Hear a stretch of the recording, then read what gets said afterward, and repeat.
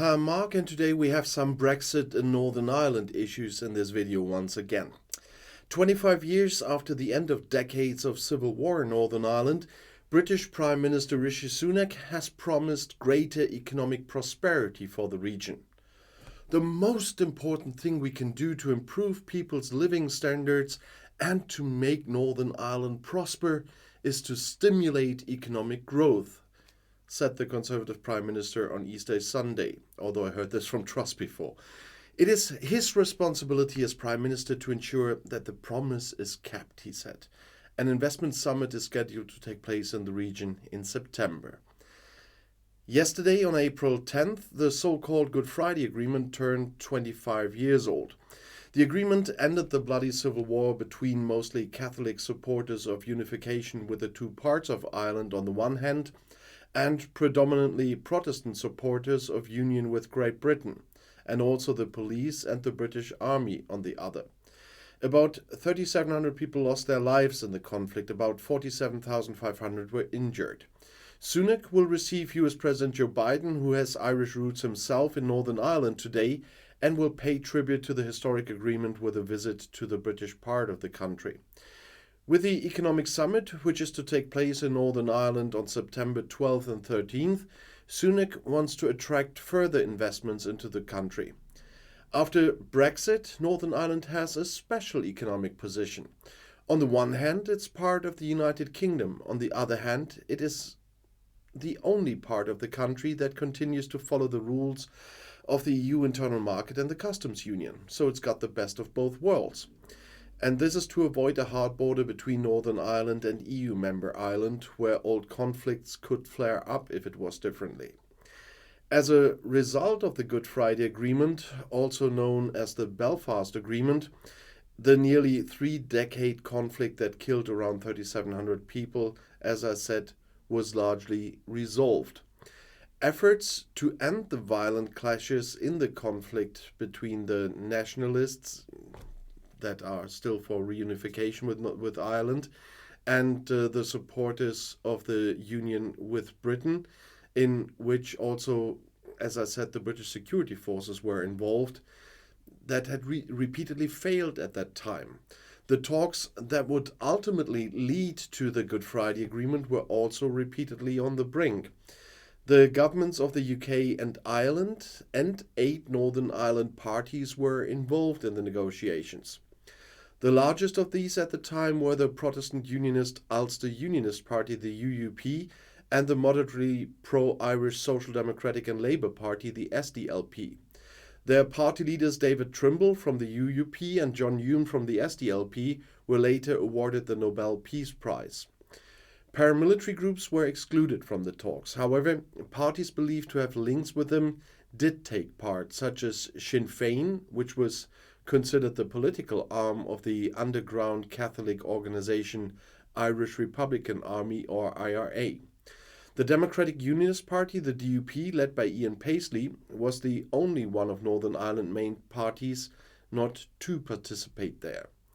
The peace efforts were also supported by the United States. The then US President Bill Clinton sent George Mitchell as mediator, who officially announced the agreement in a final public session on Good Friday 1998. I am happy to be able to say that the two governments and the political parties of Northern Ireland have reached an agreement, said the former senator at the time. According to media reports at the time, he urged the extremists on both sides to avoid a relapse into violence. Your path is the wrong one. It won't solve any problems. It will create new ones, he said. The British Prime Minister at the time, Tony Blair, and his Irish counterpart, Bertie Ahern, also took part in the marathon negotiations shortly before Easter. After the conclusion, Blair recognized the commitment of all negotiators and said all political leaders took a considerable risk to enter the negotiation process. Ahern said the path to a bright future is now clear. The settlement formally included a treaty between the UK and Irish governments and an agreement between the Northern Irish parties. While recognizing Northern Ireland's constitutional status as part of the United Kingdom, It also recognized that Irish reunification could occur if a majority in the British region supported it. While London undertook to hold a referendum if such a majority in Northern Ireland seemed likely, Dublin agreed to amend its constitution to abandon territorial claims to Northern Ireland. The agreement established a power sharing between Protestants and Catholics. Among other things, it was agreed to create a regional assembly with legislative and executive powers, which would be responsible for financial, economic development, social affairs, health, education, the environment, and agriculture. In order to prevent the then 60% Protestant population from dominating, important decisions had to find a majority among the representatives of both denominations. However, a bill should also be considered passed if 60% of Parliament and at least 40% each of Protestants and Catholics agree.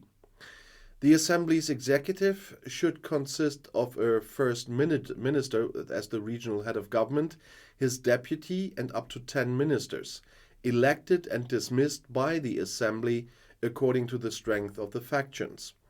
It was also agreed that institutions should be set up to promote cooperation between Northern Ireland and the Republic of Ireland, so-called North-South, and between Great Britain and Ireland as the so-called East-West. Under the agreement, those born in Northern Ireland can get a British or Irish passport or both. Part of the agreement was also a reform of the Protestant-dominated Northern Irish police force, the early release of paramilitary prisoners, and the disarmament of paramilitary groups. The British government should try to reduce the size of its armed forces in Northern Ireland to normal levels. Safety devices such as checkpoints on the roads should also be gradually eliminated. Before the Good Friday Agreement could take effect, it had to be confirmed in referendums in Northern Ireland and the Republic of Ireland.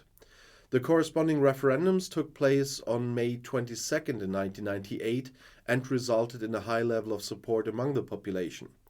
In the Republic of Ireland, 94% voted in favour, while in Northern Ireland the figure was 71%, with a turnout of 81%, with support being significantly higher among Catholics with 96% than among Protestants, where it was 52%. The agreement finally came into force in December 1999. The bloody conflict in Northern Ireland, also known as the Troubles, was largely settled as a result of the 1998 agreement. Paramilitary splinter groups, however, rejected the Good Friday Agreement and continued to commit isolated acts of violence. The worst such attack occurred in the year of the peace agreement itself. On August 15th in 1998, a car bomb attack in the city of Omagh killed 29 people and injured more than 200 others. The IRA spin-off Real IRA was blamed for the attack, and it was the deadliest attack in the Northern Ireland conflict since today. And nevertheless, that the peace agreement is there, and it's there for 25 years now, and that so far even Brexit hasn't destroyed it, is the good news here. But it's a bit of a funny thing after all those serious stuff that Rishi Sunak is now promising Northern Ireland to a prosperous future. I mean, whatever he does, and there's only one reason why he does that, he probably is looking to the next election.